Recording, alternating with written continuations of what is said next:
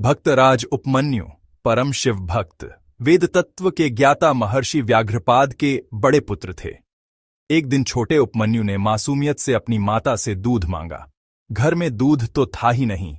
माता ने सोचकर चावलों का आटा पानी में घोलकर मानो दूध जैसा बना दिया और उपमन्यु को दे दिया।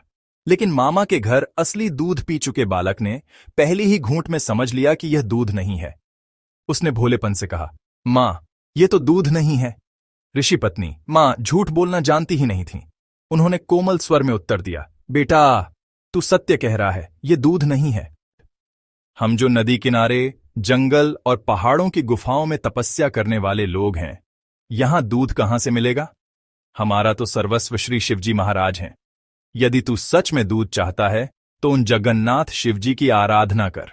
वे प्रसन्न होंगे तो तुझे स्वयं दूध भात देंगे।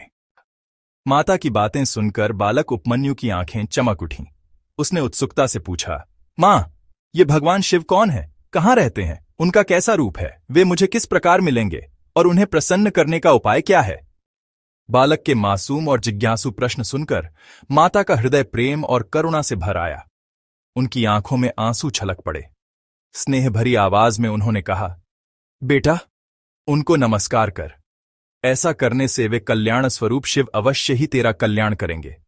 उन्हें प्रसन्न करने का महामंत्र है ओम नमः शिवाय। उनकी भक्ति कर, उन पर मन लगा, उन पर विश्वास रख, एकमात्र उनकी ही शरण जा, उनका नाम जप, उनका भजन कर, यही उन्हें प्रसन्न करने का उपाय है। माता के उपदेश को हृदय में बसाकर बालक उपमन्यु ने शिव को प्राप्त करने का दृढ़ संकल्प लिया और घर से निकल पड़ा। वन में जाकर वह प्रतिदिन ओम नमः शिवाय मंत्र जपते हुए वन के पत्र पुष्पों से भगवान शिवजी की पूजा करता और शेष समय मंत्र जप एवं कठोर तप में लीन रहता। वन में अकेले रहने वाले इस तपस्वी बालक को पिशाचों ने बहुत सताया, परंतु उसके मन में न भय आया, न ही उन्हें कष्ट देने वालों के प्रति क्रोध। वह तो और ऊंचे स्वर में ओम नमः शिवाय का कीर्तन करने लगा। उस पवित्र मंत्र की ध्वनि सुनकर मरीचिका के वशीभूत पिशाच योनि में पड़े मुनि अपने बंधनों से मुक्त हो गए। वे पुनः मानव देह में जन्म लेकर उपमन्यु के शरणागत होकर उनकी सेवा करने लगे। कुछ समय बाद देवताओं ने उपमन्यु की उग्र तपस्या का समाचार भोलेनाथ को सुनाया। सर्वांतर्यामी भक्त वत्सल महादेव ने अपने अनन्य भक्त की परीक्षा लेने की इच्छा की। उन्होंने इंद्र का रूप धारण किया, श्वेत ऐरावत हाथी पर सवार हुए और उपमन्यु के समीप पहुंचे। मुनिकुमार भक्त श्रेष्ठ उपमन्यु ने इंद्र रूपी भगवान महादेव को देखकर धरती पर सिर झुकाकर प्रणाम किया और विनम्रता से बोले, देवराज, आपने स्वयं यहां आकर मुझ पर बड़ी कृपा की है। बताइए, मैं आपकी क्या सेवा करूं? इंद्र रूपी महादेव ने प्रसन्न होकर कहा, हे सुब्रत, तुम्हारी तपस्या से मैं अत्यंत प्रसन्न हूं। तुम मुझसे जो भी वर मांगो मैं तुम्हें दूंगा। उपमन्यु ने शांत भाव से उत्तर दिया, देवराज, आपकी यह कृपा असीम है, परंतु मैं आपसे कुछ नहीं चाहता। मुझे न स्वर्ग चाहिए न ऐश्वर्य। मैं तो केवल भगवान शिव का दासानुदास बनना चाहता हूं। जब तक वे प्रसन्न होकर मुझे दर्शन नहीं देंगे तब तक मैं तपस्या नहीं छोड़ूंगा। तीनों लोकों के स्वामी, अद्वितीय, अविनाशी भगवान शिव को प्रसन्न किए बिना किसी को स्थायी शांति नहीं मिल सकती। यदि मेरे दोषों के कारण इस जन्म में उनके दर्शन न हों तो अगले जन्म में भी मेरी अनन्य भक्ति शिवजी पर ही बनी रहे। अचानक उपमन्यु ने चकित होकर देखा, ऐरावत हाथी ने रूप बदलकर चंद्रमा की तरह श्वेत आभा से युक्त वृषभ का रूप धारण कर लिया और इंद्र के स्थान पर भगवान शिव अपने दिव्य रूप में जगजननी उमा के साथ उस वृषभ पर विराजमान थे। वे करोड़ों सूर्यों के समान तेजस्वी और करोड़ों चंद्रमाओं की शीतल सुधा से घिरे हुए थे। उनके दर्शन से चारों दिशाएं प्रकाशमय और आनंदमय हो उठीं। उनका दिव्य अंग सुंदर आभूषणों से शोभित था। गले में सफेद फूलों की मालाएं, मस्तक पर चंदन और धवल वस्त्र थे। उनके मुकुट में चंद्रमा शोभित हो रहा था और माता उमा की आभा भी अवर्णनीय थी। ऐसे देव मुनिवंदित भगवान शंकर के दर्शन पाकर उपमन्यु का हर्ष असीम हो गया। गदगद कंठ से उन्होंने प्रार्थना की। भगवान ने प्रसन्न होकर कहा, बेटा उपमन्यु, मैं तुझ पर अत्यंत प्रसन्न हूं। तेरी परीक्षा लेकर मैंने देख लिया कि तू मेरा अनन्य और दृढ़ भक्त है। बता, क्या चाहता है? याद रख, तेरे लिए मुझसे कुछ भी अदेय नहीं है। उपमन्यु भाव विभोर होकर बोले, देवता भी जिनके प्रत्यक्ष दर्शन नहीं कर सकते, वे देवों के देव आज कृपा करके मेरे सामने विराजमान हैं। इससे अधिक मुझे और क्या चाहिए? फिर भी यदि आप देना ही चाहते हैं तो बस यही वर दीजिए कि आपके श्रीचरणों में मेरी अविचल और अनन्य भक्ति सदा बनी रहे। भगवान चंद्रशेखर ने मुस्कुराते हुए उपमन्यु के मस्तक पर कर स्पर्श किया और उन्हें माता पार्वती के हाथों में सौंप दिया। जगजननी उमा ने भी स्नेहपूर्वक उनके सिर पर हाथ रखकर उन्हें अविनाशी कुमार पद प्रदान किया। तदनंतर भगवान शिव ने कहा, बेटा, आज मैं तुझे अजर अमरता, तेजस्विता, यश और दिव्य ज्ञान प्रदान करता हूं। तेरे सभी दुख सदा के लिए नष्ट हो गए। तू मेरा अनन्य भक्त है। अब दूध माखन ले और लौट जा। इतना कहकर भगवान शिव अंतर्धान हो गए। यही वही उपमन्यु थे जिन्होंने आगे चलकर भगवान श्री कृष्ण को दिव्य मंत्र की दीक्षा दी थी। भक्तराज उपमन्यु की पावन कथा यहीं पूर्ण होती है। अब हम प्रवेश करने जा रहे हैं एक और अद्भुत एवं हृदय स्पर्शी प्रसंग में, महर्षि अगस्त्य की अमृतमयी कथा में। आइए श्रवण करते हैं अगली भक्तमाल कथा, जो हमें भक्ति, श्रद्धा और परम प्रेम के अमूल्य संदेश से अभिषिक्त करेगी। महर्षि अगस्त्य वेदों के एक तेजस्वी मंत्र दृष्टा ऋषि थे। उनकी उत्पत्ति से जुड़ी अनेक अद्भुत कथाएं प्रचलित हैं। कहीं यह वर्णन मिलता है कि मित्रावरुण ने वशिष्ठ के साथ उन्हें एक घड़े में उत्पन्न किया, तो कहीं यह कथा मिलती है कि पुलस्त्य की पत्नी हविर्भू के गर्भ से विष्णु के आदेश से उनका जन्म हुआ। कुछ ग्रंथों में यह भी वर्णित है कि क्षायंभुव मनवंतर में पुलस्त्य तनय दत्ताली ही अगस्त्य नाम से प्रसिद्ध हुए। जो भी हो, इन सभी कथाओं में एक बात समान है, वे युगों युगों तक धर्म, न्याय और मर्यादा के रक्षक रहे। उनका जीवन इतना विशाल और घटनापूर्ण था कि उसका संपूर्ण वर्णन संभव नहीं, इसलिए यहाँ केवल कुछ महत्वपूर्ण प्रसंगों का उल्लेख किया जा रहा है। एक समय की बात है, जब इंद्र ने वृत्रासुर का वध कर दिया, तब कालेय नामक दैत्य समुद्र में जाकर छिप गए। उन्होंने मन में ठान लिया कि ऋषियों और मुनियों का विनाश करेंगे। दिन में तो वे समुद्र में रहते, परंतु रात होते ही निकलकर पवित्र आश्रमों में रहने वाले ऋषियों को कष्ट पहुंचाते।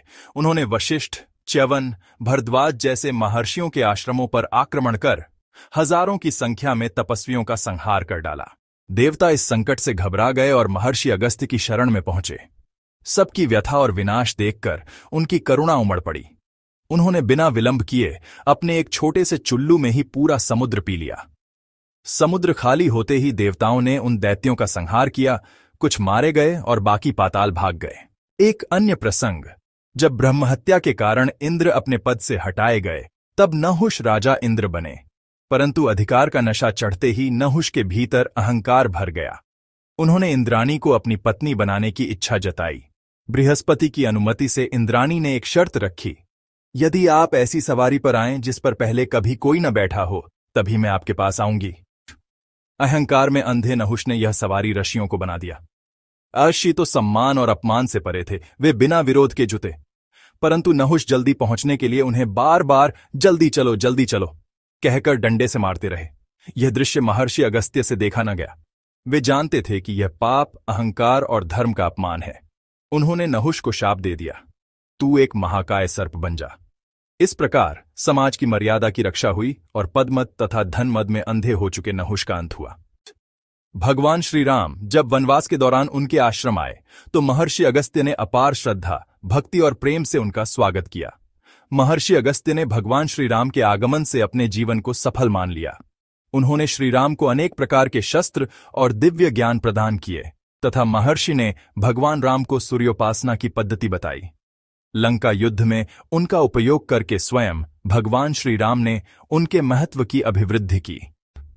महर्षि अगस्त्य ने जो महत्वपूर्ण स्तवन भगवान श्री राम की स्तुति में किया, उसका एक अंश अध्यात्म रामायण से उद्धृत है।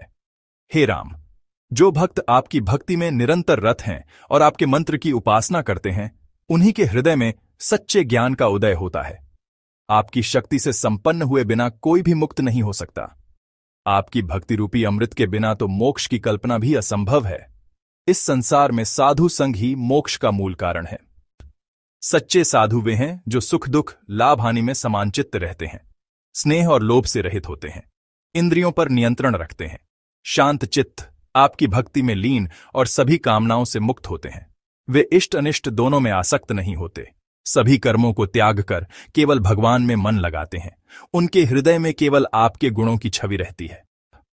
जब ऐसे साधुओं का संग होता है तो हृदय में प्रेम का अंकुर फूटता है और फिर वही प्रेम भक्ति का स्वरूप ले लेता है।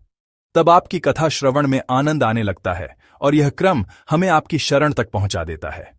हे राघव, मेरी भक्ति में सदा प्रेम बना रहे और मुझे अधिक से अधिक समय आपके भक्तों का संग प्राप्त हो।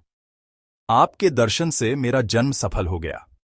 मेरी यह जीवन यात्रा तभी सार्थक होगी जब आप सीता जी सहित मेरे हृदय में सदा विराजें और मैं चलते फिरते, जागते सोते हर समय आपका स्मरण करता रहूं। महर्षि अगस्त्य, जो स्वयं प्रेम भक्ति के मूर्त स्वरूप थे, भक्त सुतीक्ष्ण भी इन्हीं के शिष्य थे। वह भगवान के प्रति तन मन से समर्पित थे। उनके स्मरण और भाव आज भी भक्तों को भगवान की ओर आकर्षित करते हैं। जब श्री राम ने लंका विजय कर अयोध्या लौटकर राजाभिषेक किया, तब महर्षि अगस्त्य भी पधारे और उन्होंने प्रभु की अनेक लीलाओं और कथाओं का वर्णन किया। वाल्मीकि रामायण के उत्तरकांड में वर्णित अधिकांश प्रसंग इन्हीं के द्वारा कहे गए हैं।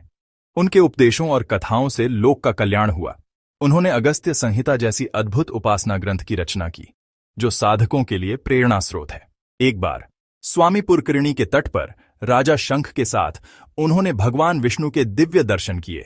राजा शंख है वंश के एक धर्मात्मा, प्रजावत्सल और न्यायप्रिय शासक थे। वे सतत अपने मन को भगवान में लगाए रखते। वे राजा श्रुतभिधान के पुत्र थे और धर्मपूर्वक प्रजा का पालन करते थे। नित्य भगवान का पूजन और ध्यान करते और बिना किसी सांसारिक कामना के केवल प्रभु को प्रसन्न करने के लिए यज्ञ, दान और पुण्य कर्म करते। उन्होंने स्वर्ग और फल की इच्छा छोड़कर जगह जगह कुएं, बावलियां, धर्मशालाएं और सेवा स्थल बनवाए। वे विद्वान ब्राह्मणों से भगवान के मधुर चरित्र को सुनना अपना सबसे बड़ा सुख मानते थे। राजा शंख भगवान के लिए पर्वों पर भव्य महोत्सव किया करते थे। उनके जीवन का परम सुख था भगवान नाम का कीर्तन, भगवान का स्मरण और भक्ति में तल्लीन रहना। उनका चित्त हर दिशा से भगवान में ही लीन हो चुका था। जब मन भगवान में स्थिर हो जाता है तो वह अपने आप निर्मल हो जाता है और उसमें स्वाभाविक रूप से वैराग्य का उदय होता है। समय के साथ राजा शंख के हृदय में वैराग्य के साथ साथ भगवान के साक्षात दर्शन की तीव्र उत्कंठा जाग उठी। वे दिन रात सोचते रहते, मुझे प्रभु के दर्शन कब होंगे? दयामय भगवान मुझे कब अपनाएंगे? मैं तो इतना अधम हूं कि उनके श्री चरणों के निकट जाने योग्य भी नहीं हूं, किंतु वे करुणा सागर हैं। क्या मुझ जैसे क्षुद्र पर भी कृपा नहीं करेंगे? मैं क्या करूं? किस प्रकार उस सौंदर्य सिंधु की एक झलक पा सकूं? उनकी व्याकुलता की सीमा न रही। उनके प्राण मानो छटपटाने लगे। इसी समय उनके कानों में एक अत्यंत मधुर वाणी गूंजी, राजन, शोक मत करो। तुम मुझे अत्यंत प्रिय हो। तुमने मेरे लिए अनेक कष्ट सहे हैं, बहुत तप किया है। मैं तुम पर प्रसन्न हूं, किंतु तुम्हें मेरे दर्शन में अभी 1 सहस्र वर्ष की देरी है। तुम्हारी ही भांति महर्षि अगस्त्य भी मेरे दर्शन के लिए व्याकुल हैं। ब्रह्मा जी के आदेश से वे वेंकटेश पर्वत पर तप कर रहे हैं। तुम भी वहां जाओ, मेरा भजन करो, वहीं तुम्हें मेरे दर्शन होंगे। भगवानी वाणी सुनते ही राजा शंख के हृदय में अपार आनंद भर गया। वे पुलकित हो उठे। अरे, मुझ अधम को भी प्रभु के दर्शन होंगे। जिनके हृदय में सच्चा प्रेम हो, उनके लिए यह जान लेना कि प्रेमास्पद प्रभु अवश्य मिलेंगे। स्वयं में सबसे बड़ा वरदान है, जो भगवान कल्पों की साधना से भी शायद ही कभी ऋषियों को मिलते हैं। वे यदि सहस्र वर्ष में मिलेंगे तो भक्त को यह समय क्षण से भी छोटा लगता है। राजा ने तुरंत अपने बड़े पुत्र को राज्याभिषेक किया और वेंकटेश पर्वत की ओर चल पड़े। भक्त के लिए दर्शन मिलने के बाद भी भजन छोड़ना संभव नहीं। फिर दर्शन से पहले तो तप और भक्ति का भाव और भी प्रबल हो जाता है। राजा तो पहले ही प्रभु की करुणा का अनुभव कर चुके थे, इसलिए उनकी भक्ति में और भी तीव्रता आ गई। पर्वत पर पहुंचकर स्वामी पुष्करिणी के तट पर उन्होंने अपनी पर्णकुटी बनाई और संपूर्ण चित्त से भगवान में लीन होकर कठोर तप करने लगे।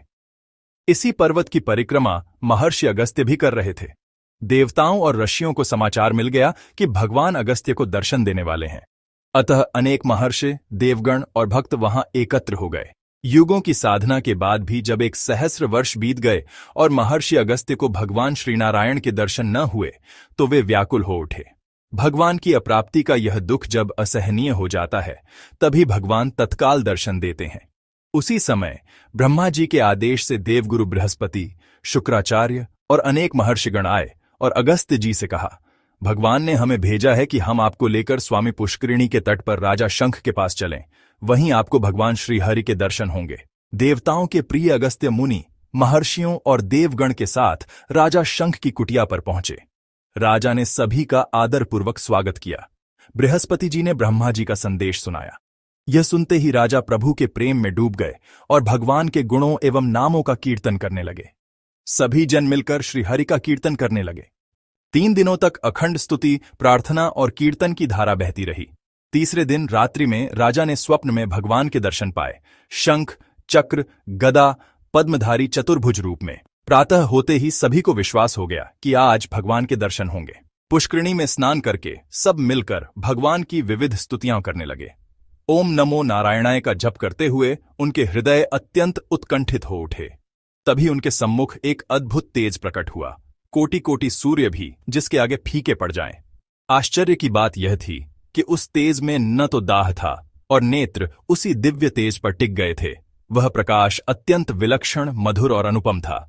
उस तेज को देखते ही सभी भगवान का स्मरण करने लगे। तत्काल उन्होंने श्रीहरि के दर्शन किए। भगवान का वह स्वरूप मन और वाणी से परे था। सहस्रों मुकुट, सहस्रों नासिका, कान और मुख, अनगिनत भुजाएं और चरण। उनका दिव्य शरीर तपाए हुए सोने के समान दीप्त था। उनकी आकृति मनोहर होने के साथ साथ अत्यंत प्रभावशाली थी। उनकी दाढ़ें कठोर थीं और मुख से अग्नि की ज्वालाएं प्रकट हो रही थीं। उन अनादि, अनंत, अचिंत्य, सर्वेश्वर और सर्वशक्तिमान के दर्शन कर सभी में एक साथ विस्मय और आनंद का संचार हुआ। सभी ने हर्षोल्लास से जयकार की और उनकी स्तुति में रत हो गए। वहीं भगवान के सभी आयुध, शंख, चक्र, गदा, पद्म भी मूर्तिमान हो गए। ब्रह्मा, आद्य शिव, सनकादिक ऋषि, सिद्ध योगी, महर्षि अगस्त्य और राजा शंख के साथ वहां एकत्र होकर सभी ने भगवान का पूजन किया। परंतु सभी इस विराट रूप से डर रहे थे। प्रभु ने सभी की इच्छा पूर्ण करने हेतु अपने उस विराट रूप को अंतर्धान कर लिया और अगले ही क्षण एक सुंदर रत्न जटित विमान पर पीतांबरधारी, चतुर्भुज, परम सौम्य स्वरूप में प्रकट हुए। सभी ने बड़े प्रेम और भक्ति से भगवान की स्तुति की, उनकी आराधना की और अपने अपने हृदय की प्रार्थनाएं अर्पित की। भगवान की मधुर, करुणामय वाणी सुनकर सबके हृदय आनंद से भर उठे। भगवान ने अगस्त्य मुनि से कहा, हे मुनिवर, आपने मेरे लिए महान तप किया है। मैं आप पर अत्यंत प्रसन्न हूं, वर मांगो। महर्षि अगस्त्य ने भगवान से भक्ति का वरदान मांगा और देवताओं की प्रेरणा से प्रार्थना की, प्रभु, आप वेंकटेश पर्वत पर निवास करें और जो भी यहां आकर आपके दर्शन करे उसकी सभी कामनाएं पूर्ण हों। कृपा करके आप यहां सदा अपने विग्रह रूप में विद्यमान रहें। भगवान ने उनकी प्रार्थना स्वीकार की और उसी क्षण वेंकटेश पर्वत तीर्थ बन गया। फिर भगवान ने राजा शंख से वर मांगने को कहा। सच्चा भक्त भगवान से और कुछ नहीं चाहता। राजा ने भी भक्ति का वरदान ही मांगा। महर्षि अगस्त भक्ति के प्रताप से सप्तऋषियों में स्थान पाकर कालांतर तक अमर हो गए और उनका तेज इतना महान था कि रावण जैसे त्रैलोक्य विजयी भी उनसे भयभीत रहते थे। इस प्रकार राजा शंख और महर्षि अगस्त्य दोनों की तपस्या और प्रेम से वेंकटेश पर्वत सदा के लिए भगवान श्रीहरि का पवित्र धाम बन गया। महर्षि ने अपना आश्रम विंध्याचल के दक्षिण में बनाया था। वहां दंडकारण्य में राक्षसों का उत्पात होने पर महर्षि के आश्रम में उपद्रव करने का साहस नहीं करते थे। जब विंध्याचल ने अपनी वृद्धि कर सूर्य का मार्ग रोकना चाहा, तब महर्षि ने उसे भूमि में प्रणाम के मुद्रा में पड़े रहने का आदेश दिया। तब से वह वैसा ही पड़ा है। यहां महर्षि अगस्त जी की कथा समाप्त होती है और अब हम प्रारंभ करने जा रहे हैं भक्तराज सुव्रत की पावन कथा। आइए सुनते हैं अगली भक्ति से ओतप्रोत भक्तमाल कथा। सोम शर्मा नामक एक सुशील ब्राह्मण थे। उनकी पत्नी का नाम सुमना था। सुव्रत उन्हीं के सुपुत्र थे। भगवान की कृपा से इस ब्राह्मण दंपति को ऐसा पुत्र प्राप्त हुआ था। पुत्र के साथ ही ब्राह्मण का घर ऐश्वर्यमय पूर्ण हो गया था। सुव्रत पूर्व जन्म में धर्मानंद नामक भक्त राजकुमार थे। पिता के सुख के लिए उन्होंने अपना मस्तक दे दिया था। पूर्व जन्म के अभ्यासवश बचपन में ही वे भगवान का चिंतन और ध्यान करने लगे थे। वे जब बच्चों के साथ खेलते तब अपने साथी बालकों को भगवान के ही हरे, गोविंद, मुकुंद, माधव आदि नामों से पुकारते।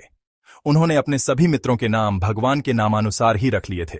वे कहते, भैया करो माधव, चक्रधर, आओ पुरुषोत्तम, आओ हम लोग खेले, मधुसूदन मेरे साथ चलो। खेलते खाते, पढ़ते लिखते, हंसते बोलते, सोते जागते, खाते पीते, देखते सुनते, संभवतः हर समय वे भगवान को ही अपने सामने देखते। घर बाहर, सवारी पर, ध्यान में, शान में, सभी कर्मों में, सभी जगह उन्हें भगवान के दर्शन होते और वे उन्हीं को पुकारा करते। तृण, काठ, पत्थर तथा सूखे गीले सभी पदार्थों में वे पदूम पलाश लोचन गोविंद की झांकी करते। जल, वायु, आकाश, पृथ्वी, पर्वत, वन, जड़ चेतन, जीव मात्र में वे भगवान के सुंदर मुखारविंद की छवि देख देख कर निहाल होते। बचपन में ही वे गाना सीख गए थे और प्रतिदिन ताल लय के साथ मधुर स्वर से भगवान के गुण गाकर भगवान श्री कृष्ण में प्रेम बढ़ाते। वे गाते वेद के जानने वाले लोग निरंतर जिनका ध्यान करते हैं, जिनके एक एक अंश में अनंत कोटि ब्रह्मांड स्थित हैं, जो सारे पापों का नाश करने वाले हैं। मैं उन योगेश्वरेश्वर मधुसूदन भगवान की शरण में हूं, जो सब लोकों के स्वामी हैं, जिनमें सब लोक निवास करते हैं। मैं उन सर्वदोष रहित परमेश्वर के चरण कमलों में निरंतर नमस्कार करता हूं, जो समस्त दिव्य गुणों के भंडार हैं, अनंत शक्ति हैं।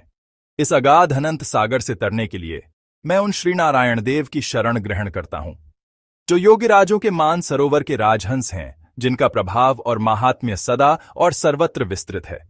उन असुरों के नाश करने वाले भगवान के विशाल चरण कमल मुझ दीन की रक्षा करें, जो दुख के अंधकार का नाश करने के लिए चंद्रमा हैं, जिन्होंने लोक कल्याण को अपना धर्म बनाया है, जो समस्त ब्रह्मांडों के अधीश्वर हैं। हे सत्य स्वरूप सुरेश्वर जगद्गुरु भगवान, मैं उनका ध्यान करता हूं, जिनका स्मरण कमल हृदय के विकास के लिए सूर्य के समान है, जो समस्त भुवन के एकमात्र आराध्य देव हैं। मैं उन भयानक महिमान्वित आनंदकंद भगवान के दिव्य गुणों का ताल लय के साथ गान करता हूं। मैं उन पूर्णामृत स्वरूप सकल कलानिधि भगवान का अनन्य प्रेम के साथ गान करता हूं। पापी जीव जिनका दर्शन नहीं कर सकते, मैं सदा सर्वदा उन भगवान केशव की शरण में पड़ा हूं। इस प्रकार गान करते हुए सुब्रत हाथों से ताली बजा बजा कर नाचते और बच्चों के साथ आनंद मनाते। उनका नित्य का यही खेल था। वे इस तरह भगवान के ध्यान में मग्न हुए, बच्चों के साथ खेलते रहते। खाने पीने की कोई सुधि नहीं रहती। तब माता सुमना पुकार कर कहती, बेटा तुम्हें भूख लगी होगी, देखो भूख के मारे तुम्हारा मुख कुम्हला रहा है, आओ जल्दी कुछ खा जाओ। माता की बात सुनकर सुव्रत कहते, मां, भक्ति के ध्यान में जो अमृत रस झरता है, मैं उसी को पी पी कर तृप्त हो रहा हूं। जब मां बुला लाती और वे खाने को बैठते, तब मधुर अन्न को देखकर कहते, यह अन्न भगवान ही है। आत्मा अन्न के आश्रित है, आत्मा भी तो भगवान ही है। इस अन्न रूपी भगवान से आत्मा रूप भगवान तृप्त हो। जो सदा क्षीर सागर में निवास करते हैं, वे भगवान इस भगवत स्वरूप जल से तृप्त हों। तांबूल, चंदन और इन मनोहर सुगंधयुक्त पुष्पों से सर्वात्मा भगवान तृप्त हों। धर्मात्मा सुव्रत जब सोते, तब श्री कृष्ण का चिंतन करते हुए कहते, मैं योग निद्रा संपन्न श्री कृष्ण की शरण हूं। इस प्रकार खाने पीने, सोने बैठने आदि सभी कार्यों में वे श्री भगवान का स्मरण करते और उन्हीं को सब कुछ निवेदन करते। यह तो उनके बचपन का हाल था। जब वे जवान हुए, तब सारे विषय भोगों का त्याग करके नर्मदा जी के दक्षिण तट पर वैदूर्य पर्वत पर चले गए और वहां मग्न होकर ध्यान करने लगे। यह तपस्या करते हुए 100 वर्ष बीत गए। तब लक्ष्मी सहित श्री भगवान प्रकट हुए। बहुत सुंदर झांकी थी। सुंदर नील श्याम शरीर पर दिव्य पीतांबर और आभूषण शोभा पा रहे थे। 3 हाथों में शंख, चक्र और गदा सुशोभित थे। चौथे करकमल से भगवान अभय मुद्रा के द्वारा भक्त सुव्रत को निर्भय कर रहे थे। उन्होंने कहा, बेटा सुव्रत, उठो, देखो मैं स्वयं कृष्ण तुम्हारे सामने प्रकट हुआ हूं। उठो, वर मांगो। श्री भगवान की दिव्य वाणी सुनकर उन्होंने आंखें खोली और अपने सामने दिव्य मूर्ति को देखकर अभिभूत हो गए। आनंद के आवेश से सारा शरीर पुलकित हो गया। नेत्रों से आनंदाश्रु बहने लगे। फिर हाथ जोड़कर बड़ी दीनता से बोले, जनार्दन, यह संसार सागर बड़ा ही भयानक है। इसमें बड़े बड़े दुखों की भीषण लहरें उठ रही हैं, विविध मोह की तरंगे उछल रही हैं। भगवन, मैं अपने दोष से इस सागर में गिर पड़ा हूं। मैं बहुत ही दीन हूं। इस महासागर से मुझे उबारिए। कर्मों के काले काले बादल गरज रहे हैं और दुखों की मूसलधार वर्षा कर रहे हैं। पापों की आंधी चमक रही है। हे मधुसूदन, मोह के अंधकार में मैं अंधा हो गया हूं। मुझे कुछ भी समझ नहीं आता। मैं बड़ा ही दीन हूं। आप अपने करकमलों से सहारा देकर मुझे बचाइए। यह संसार बहुत ही भयावह जंगल है। यह भांति भांति के असंख्य दुख वृक्षों से भरा है और मोहमय सिंह और बाघों से परिपूर्ण है। दावानल धधक रहा है। मेरा चित्त, हे श्री कृष्ण, इसमें जल रहा है। आप मेरी रक्षा कीजिए। यह बहुत पुराना संसार वृक्ष करुणा और असंख्य दुख शाखाओं से घिरा हुआ है। माया ही इसकी जड़ है। स्त्री पुत्रादि आसक्ति ही इसके पत्ते हैं। हे मुरारी, मैं इस वृक्ष पर आरोहण कर गिर पड़ा हूं, मुझे बचाइए। भांति भांति के दुखों की भयानक आग से मैं जल रहा हूं। दिन रात शोक में फंसा रहता हूं, मुझे इससे छुड़ाइए। अपने अनुग्रह रूप ज्ञान की जलधारा से मुझे शांति प्रदान कीजिए। मेरे स्वामी, यह संसार रूपी गहरी खाई बड़े भयानक सर्पों से घिरी है। मैं इसमें गिरकर बहुत डर रहा हूं।